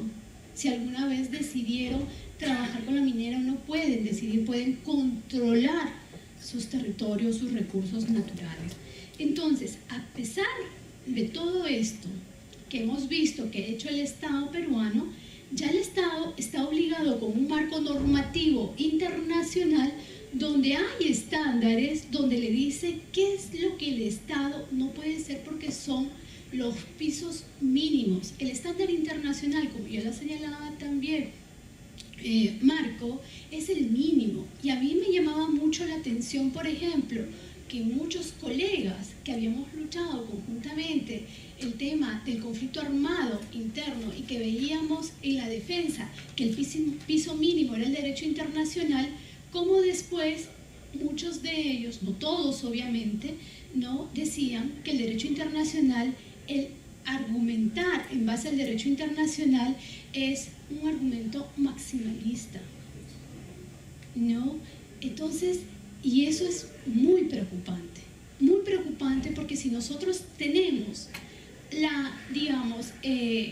el compromiso, pero sobre todo el encargo de acompañar estas resistencias de los pueblos, tenemos la obligación nosotros como defensores de los pueblos, primero como decía Rocío, recordaba Recal, negociar derechos, pero además derechos que no nos pertenecen, y además que son derechos que han sido conquistados por los pueblos. Si vemos ahorita estándares, tanto en la Corte Interamericana, en el convenio 169 de la OIT, o esta maravilla que nos trae ahora Esther, siempre, la Corte Constitucional Colombiana, inspiradora de ese derecho edificante, ¿no? Eso demuestra de que eso no se construye desde el aire, sino es porque son resistencias de pueblos. Esos estándares son gracias a la resistencia de estos pueblos, que es lo que me toca rápidamente explicar ahora con el tema de los estándares que el Estado, cuando hace esa legislación nacional de despojo territorial, que ya estaba obligado el Estado peruano. Y vemos ahí en la presentación que el derecho internacional tenemos tanto Naciones Unidas como el sistema interamericano, ¿no? Son instrumentos internacionales y hay muchos más. Ha avanzado ya el derecho internacional. Esto, como les digo, es de una investigación de hace 7 años atrás, ¿no? Entonces ustedes van a encontrar, ahí he puesto un resumen, como esta presentación sé que se las va a llevar, de 3 pueblos indígenas, y son muchos más los que han llegado a la Comisión y a la Corte Interamericana, que son como cerca de más de 21 sentencias ante la Corte Interamericana, que nos han dicho y que nos han dejado esos pueblos como herencia para proteger esos estándares, esas luchas. Primero que le dicen a los estados, no, a través de esas sentencias, la Corte Interamericana, el deber de proteger la propiedad en su sentido colectivo. Sin embargo, vemos que todas las políticas estatales, sobre todo en el Perú, de titulación de tierras, no tienen ese sentido colectivo. Al contrario, lo que buscan es parcelar las tierras. Pero sin embargo, el derecho internacional le dice, un momentito, usted como Estado está obligado a proteger la propiedad en su sentido colectivo, ¿no? So, ahí está la cita específica del caso donde lo voy encontrando, porque ahí la Comisión y luego la Corte Interamericana interpreta de manera evolutiva el artículo 21, pero eso es muy importante, el tema de la interpretación, ¿no? No puede ser restrictiva de derechos. Entonces, la Corte Interamericana, la Comisión y después la Corte no dijo, es que mi artículo 21 dice propiedad y solamente dice individual.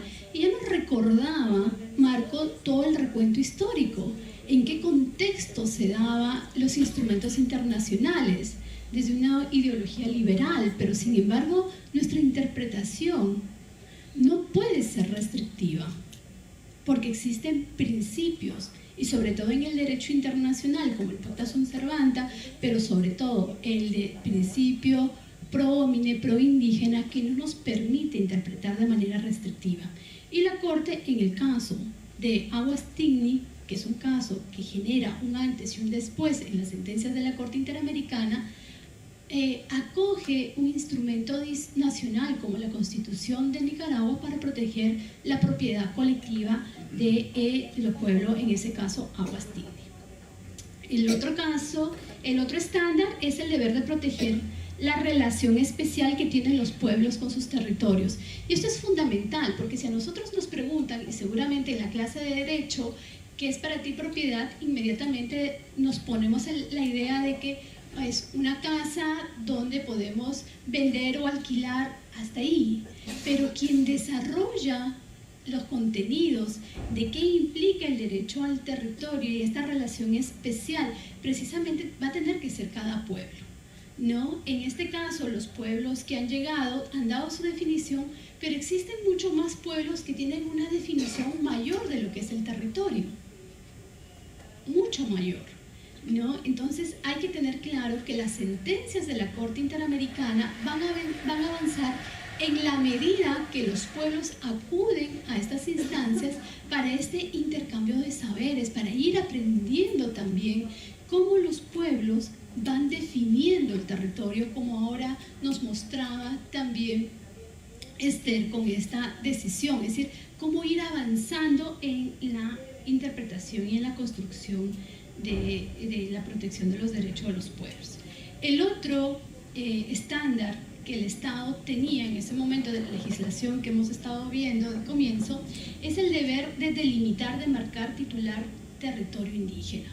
Pero muchas veces vemos en las comunidades cuando reclaman que protejan su territorio, dicen, a ver, deme su título de propiedad, ¿verdad?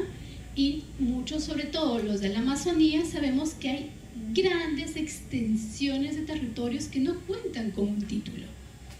Pero sin embargo, a quien le cargan la responsabilidad de no tener el título no es al Estado, sino es a los pueblos, ¿no? Olvidándose que la obligación de delimitar, de marcar, titular y registrar es del Estado, no de los pueblos. Pero no hacerlo por debajo de los estándares como se pretende. No, te vamos a titular como comunidades, porque si tú no te titulas como comunidades, no, este es un pedido maximalista, es decir, ¿dónde está el estándar? ¿Dónde está la definición de territorio? El derecho internacional dice territorio, la totalidad del hábitat, incluye tierras, recursos naturales, pero también autoridad, la capacidad de controlar sus territorios, ¿no? Y el otro estándar es la protección jurídica del territorio, ¿no? Voy a ir un poco más rápido, sé que estoy con el tiempo. El deber de proteger territorio frente a terceros, y esto es muy importante porque es una de las sentencias que lamentablemente no ha ido avanzando más ante la Corte Interamericana, de dar más sentencias que esta, como la de Saramaca versus Surinam. Es una sentencia muy importante porque en esta sentencia se señala la obligación de los estados de que cuando va a poner en riesgo la subsistencia de un pueblo, no solamente el estado tiene la obligación de consultar, sino de tener el consentimiento de este pueblo, ¿no? Entonces eso es fundamental, sobre todo en este caso de Conga, porque en Conga el reclamo, el pedido de las comunidades no es el tema de la consulta. Ellos dicen, a nosotros no tuvieron nuestro consentimiento. ¿Por qué? Porque Conga va a impactar de manera significativa en la subsistencia, como ya lo señalaba Elvira y Manuel, de muchos pueblos que viven de todo ese sistema hídrico, de esas actividades principales de subsistencia que tienen, y que eso es muy importante, por ejemplo, que nos deja la Corte Interamericana con el tema del consentimiento, ¿no? Y el derecho internacional indudablemente ha avanzado, ¿no? En el deber de proteger frente a terceros, ¿no? La Corte dice, no solamente es que el Estado no pueda hacer, sino que tiene la obligación de proteger frente a terceros. Y la pregunta es, ¿quiénes son las empresas mineras? ¿Quiénes son las empresas petroleras? ¿Quiénes son las hidroeléctricas? ¿Quién es el propio Estado? Incluso construyendo escuelas, ¿no? Es decir, no hay que ver solamente la parte, digamos, de las actividades extractivas, es en general, es decir, susceptibles de afectarles positiva o negativamente. Los pueblos tienen el derecho a ser consultados y tener su consentimiento. Y ahí hay temas bastante importantes en el derecho internacional que se han identificado, sobre todo de supuestos de consentimiento. Hay muchos más, como les decía, en los de megaproyectos, en el caso Saramaca, el depósito de almacenamiento de desechos tóxicos que recordaba Esther, y que también lo tomó las sentencias de acá de la Corte Constitucional Colombiana, las actividades militares, traslados poblacionales, ¿no?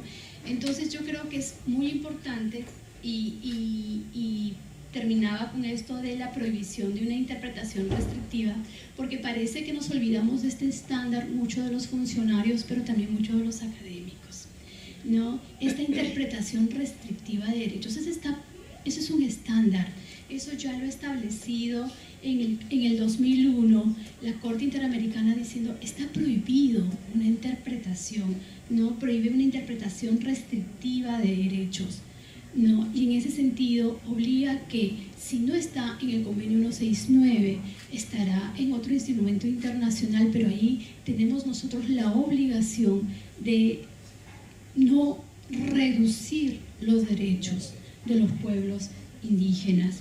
Y yo quisiera terminar con algunos retos, hay muchos más, pero una de las cosas de los retos, he querido señalar algunos nada más, que dice: exigir a nuestros estados entrar, esto nos exige, es decir, estos derechos de los pueblos, no hay que ver que los pueblos indígenas son una amenaza para los estados, al contrario, lo que nos invita el derecho internacional es a que entremos a nuevas formas de relacionamiento con los pueblos indígenas, es decir, que nos lo tomemos en serio, que los pueblos indígenas son sujetos de derecho, ¿no? Eso es muy importante, es decir, no hay que verlos como enemigos, sino hay que entrar a nuevas formas de relacionamiento con ellos y aprender mucho de ellos, ¿no? Segundo, que las normas y políticas nacionales respeten estándares internacionales de protección de los derechos de los pueblos indígenas, como el tema del territorio, entendida el territorio no solamente tierras, recursos naturales y autoridad, En ese sentido, si nosotros estamos ahorita con una política de titulación de tierras en toda la Amazonía, pensemos que los bosques también sean titulados en propiedad y no solamente en cesión en uso como se está dando actualmente con la legislación. ¿No? Se respete la libre determinación y el consentimiento previo libre informado. Conga es un ejemplo de muchos casos, de muchos pueblos en nuestro país, ¿no? Que si un pueblo dice no queremos una actividad extractiva, no es una decisión arbitraria, no es un veto, como ya nuestro Tribunal Constitucional han dicho. Es decir, no es un no pensado, sino es un no ponderado, donde han visto qué impactos van a tener y por eso no están de acuerdo con esa actividad extractiva. Tercero, que las prácticas jurídicas, y ahí a los magistrados, ¿no? Garanticen el respeto a los estándares internacionales de protección de los derechos de los pueblos indígenas, que sus decisiones no sean regresivas ni restrictivas de derechos. Seamos más osados, como dice Esther, edifiquemos en cada decisión el derecho a protección de los pueblos indígenas.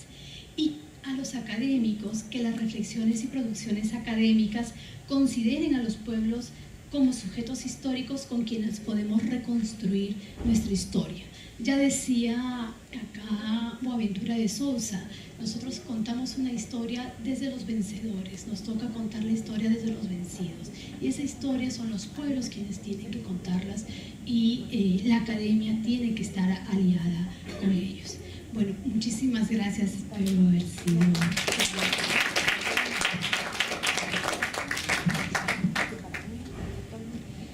Bueno, me están pidiendo que de frente pase a los comentarios finales, sí, por el tema de tiempo, pero yo creo que 2 preguntitas a fin de poder intercambiar. Lo que sí les voy a pedir que luego de estos podamos tomarnos bien rápido el tiempo para ir a almorzar y seguir, porque todavía faltan 2 mesas. Por favor, solo 2 preguntas. 4 mesas. 4 mesas nos queda pendiente. Yo cedo mi participación, pero sí me parece importante escuchar a las personas. Bueno, entonces, 4 preguntas, bien rápidas, por favor.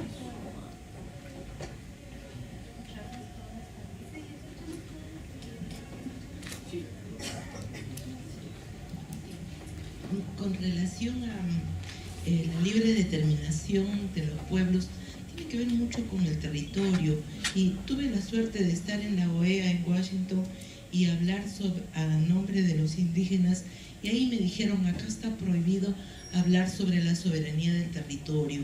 Entonces el problema que tenemos es de política de Estado. Nosotros vivimos realmente bajo un Estado colonial que no nos permite desarrollar los derechos de los originarios. Entonces el problema pasa porque políticamente tenemos que ver que nuestros gobernantes tengan sangre inca, tengan sangre real, tengan sangre andina, porque bajo todo esto normativo del Estado que tenemos no vamos a poder conseguir ningún derecho.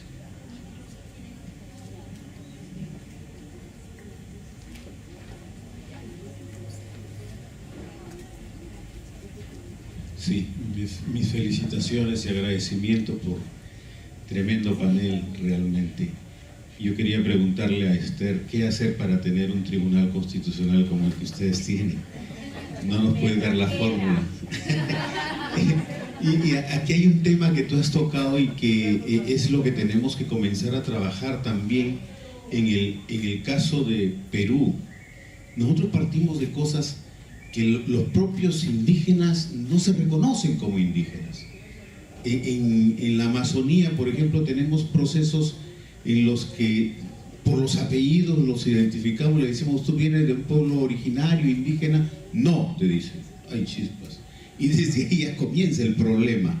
Y el otro tema es el papel de las pericias, de los peritajes antropológicos. Claro, aquí también tenemos un debate fuerte sobre el papel de las pericias antropológicas, que algunos quieren ese tema objetivo. En la selva, el pueblo Cocama-Cocamilla está recuperando, siendo uno de los más grandes, esté recuperando su idioma, su tradición, su cultura, y que están en la ciudad, que es otro de los problemas. Los indígenas que están en la ciudad, que son los más colonizados, vamos a decir, terriblemente, pero las pericias no se hacen para la gente de la ciudad, sino solo para la gente del campo, más bien, al revés. Entonces, es esto que tú nos das, y ojalá, creo que te lo vamos a secuestrar a como de lugar esa sentencia, porque otro de los temas que debemos trabajar también con el instituto es que tiene que difundirse. Los jueces, ¿cómo vamos a aplicar cosas que no conocemos?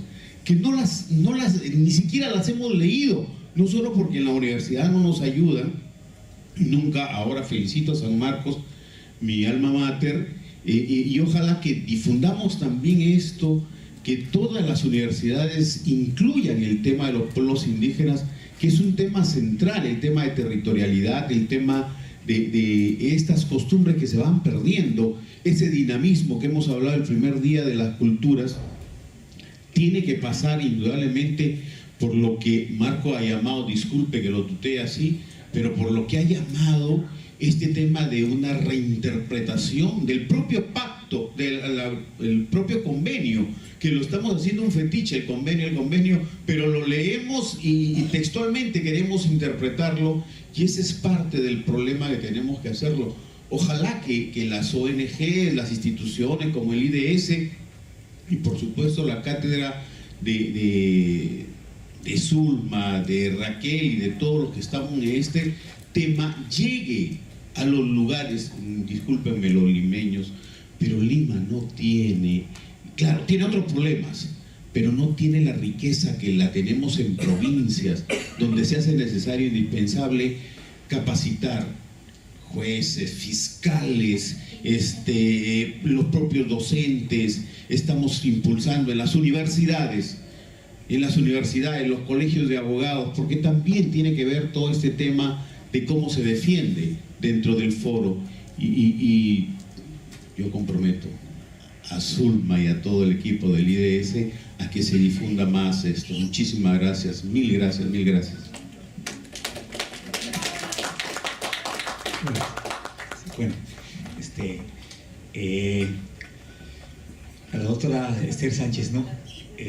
Bueno, como decía el doctor, aquí mucha gente en el Perú no quiere decirse indígena. Bueno, pero eso porque en el pasado siempre era un problema de indígenas. En cambio ahora hasta puede decirse un privilegio. Hay dos tipos de privilegiados, digamos, en el país: los de clase alta y los indígenas. Porque a ambos, los de clase media, media baja, no. A ambos se les consulta, ¿no? ¿Qué puedo hacer si puedo o no hacer con tu territorio algo? Los de clase alta también. Acá hay un lugar que se llama el Pentagonito de San Borja, que tiene un lugar muy hermoso de áreas verdes, de la cual gozan mucho esas familias de clase media alta de Lima. El Estado una vez quiso venderlo hace años. Dijeron, no, vamos a afectar a esa gente de clase alta. ¿Cómo vamos a malograr su ambiente? No, consentimiento, no se puede hacer sin su consentimiento. Hicieron una gran propaganda y no se puede. Entonces, bueno, pues de repente, ¿a dónde vamos con esa sentencia tan maravillosa que usted nos ha leído? Algo que estamos luchando, el seísmo incluido hace mucho tiempo, el justicia social. Consulta para todos. Todos tenemos derecho a que nos consulte en nuestro pueblo joven, en nuestra urbanización, en nuestra cooperativa, cuando van a hacer cualquier actividad. No es justo que pretenda invadir con una serie de cuestiones. Quisiera un comentario al respecto. Y al doctor Huaco, por favor, si nos radicalizamos un poco en esto que usted me pareció un tanto radical, sus propuestas. Yo pienso que estaba usted intentando de repente derogar el 169. ¿No nos podría llevar a algunas acciones balcanizadoras, separatistas? No digo en el corto plazo, pero pensando cómo es el país, bueno, y no solamente el país. Una reflexión. Gracias. Sí, solamente para hacer la pregunta y digamos una intervención bien rápida, que yo esperaba mucho este panel porque internacional, entonces esto de los estándares, y digamos hablar desde un poco de mi experiencia. Yo estudié Relaciones Internacionales e Integración en Brasil, entonces veo primero que en Perú no existe la carrera como tal, y tampoco no hay esa inquietud de pensar más allá de lo internacional. Rescataba mucho lo que decía Marco Huaco en este sentido de pensar un sistema, o de que tenemos, lamentablemente, un sistema internacional muy hipócrita, un sistema internacional nada representativo con nuestros pueblos, un sistema internacional blanco, heteronormativo, donde no tenemos ningún diplomático indígena, por ejemplo, donde los pueblos no se ven representados. Entonces yo, digamos, incito mucho a los dilemas y a las preguntas, inclusive la academia muchas veces cómplice de todo esto, ¿no? Es un paquete entre academia y sistema internacional totalmente elitista, ¿no? Donde ir a Washington es un lujo, porque no tenemos, digamos, esas alianzas en nuestros países latinoamericanos, donde ser de América Latina o ser de cualquier parte del sur global es menos que ser de Estados Unidos. Tenemos cómo es posible, o yo comparto este dilema, cómo todavía podemos ser cómplices en aferrarnos muchas veces a estos foros que sí son importantes y claro que han tenido relevancia en esta cuestión de los pueblos indígenas, pero que también legitima guerras, ¿no? Legitima genocidios, y eso está decidido por un Estado. Entonces, yo, digamos, en esta poca experiencia que he tenido, digamos, de repensar esas relaciones internacionales con letras mayúsculas, con letras blancas, con sangre de muchos, y pues pensarlas en términos menores, en unas letras minúsculas, y obviamente llamar a la interdisciplinaridad en este proceso y también al protagonismo. ¿Quiénes queremos que sean esos actores internacionales en ese sentido? ¿Son los pueblos realmente los que están ahí? Obviamente saludo las posiciones de una academia más humilde, una academia que sepa, digamos, reconocer el lugar de enunciación del que se está hablando, ¿no? De, digamos, mirarse al propio indígena, a la propia mujer con la que está luchando e identificarse realmente con esa causa. Yo creo que no hay humildad en esos foros, pues cuando nosotros vamos o participamos de esas instancias, todavía hay un protocolo bien hasta aburrido que se sigue, y nuestros pueblos no están acostumbrados a esos protocolos. ¿Realmente tenemos un sistema internacional que nos representa? Yo creo que ahí, y pues invitando también a la participación del Foro Social Mundial del próximo año, ¿no? Donde esas cuestiones, por ejemplo, me gustaría mucho que las rondas campesinas o dirigentes que están por acá, pues nos ayuden a pensarlo y nos ayuden a reconstruir, y esta cuestión latinoamericana, que creo que en las relaciones internacionales más decoloniales, más progresistas, me parece que tenemos que ir como un bloque, no tenemos que ir solos o pensando solamente de un lado, ¿no? Quizás compartir esto y...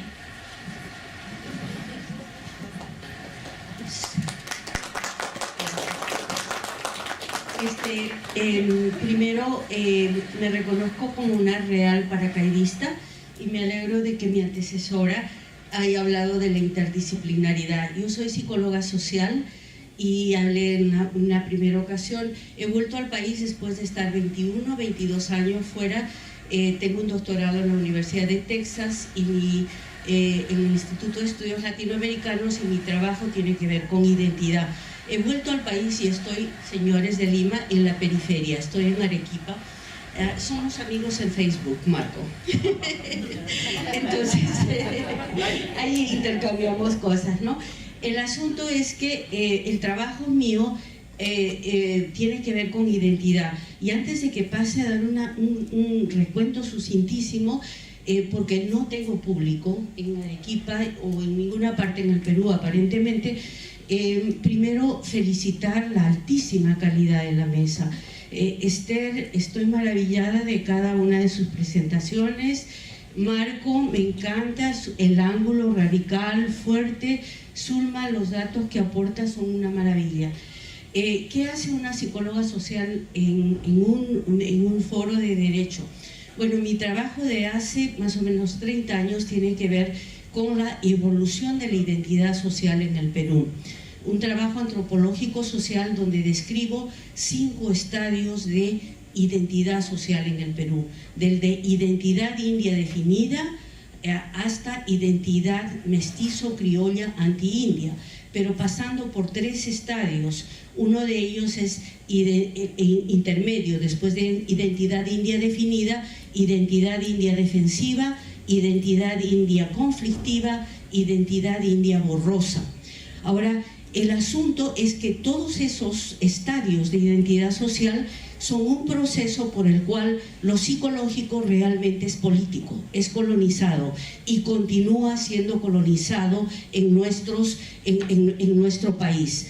Lo que recordaba el primer día de mi intervención es de que en la enseñanza oficial en el Perú nunca se ha tocado el tema de genocidios drásticos, el genocidio de la conquista, el genocidio de Tupac Amaru, el genocidio último, el intento de genocidio último con la guerra de los 80 de Sendero Luminoso, que tiene carices continentales y que apunta a la eliminación física y reproductiva de los pueblos indígenas, ¿ya? Ahora, ese es un contexto de genocidio que nunca se aclara definitivamente en ningún curso del punto académico, pero lo que es más pervasivo, permanente, es un etnocidio continuo, del cual Lima es el ejemplo mundial. Es una ciudad alienada, colonizada, caótica, que justamente se pone en contra de todo lo que es la identidad indígena. Entonces, el problema para mí es no solamente, la señorita que me antecedió antes, maravillosa, no solamente es una identidad latinoamericana, el problema es la reconstitución psicológico, social y cultural de pueblos y naciones indígenas.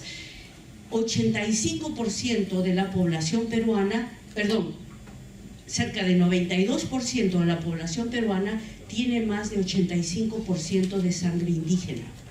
El problema es que el proceso de destrucción física y psicológica y cultural ha sido tan ardua que ninguno de nosotros nos reconocemos ya como indios y actuamos como que el indio es la comunidad, está allá.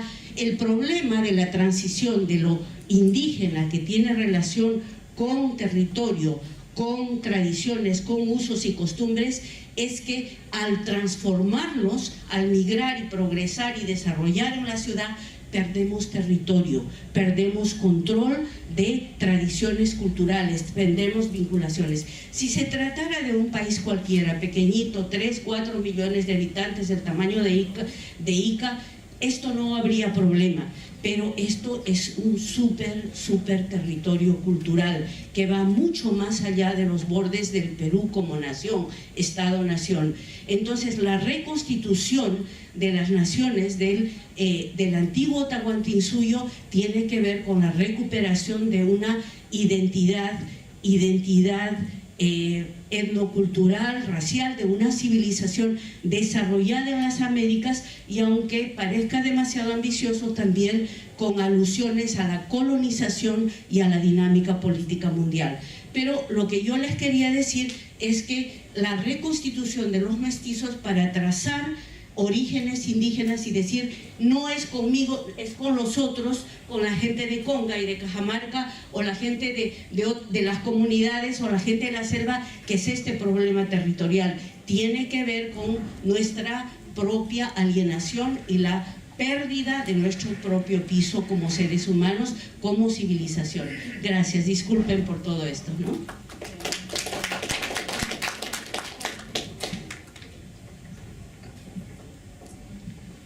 Gracias. Tengo 2 preguntas cortas. El primero es para el profesor Huaco. Y la pregunta es sobre el artículo 3.2 del Convenio 69. Es una especie de pro homine y ese artículo requiere que se aplique los derechos con fuentes afuera del mismo 169.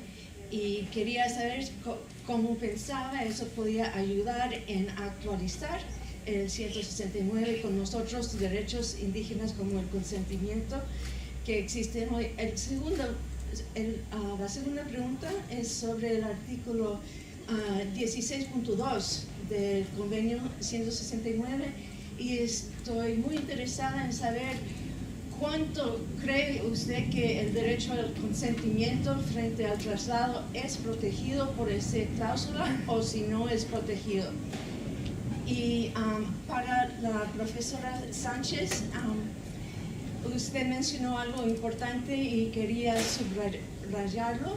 En 1992, la Corte Constitucional de Colombia anunció en el primer caso de su línea de jurisprudencia en materia indígena, dijo que los derechos humanos fundamentales no se someten al vaivén del interés general. Esto es una norma absoluta, es no negociable y no se debe inestimarlo o subestimarlo. Y creo que esto es una premisa moral fundamental de categoría primera y que nos vino de los juicios de Nuremberg y que se pierde en la política indígena, y es algo para recordar. Gracias.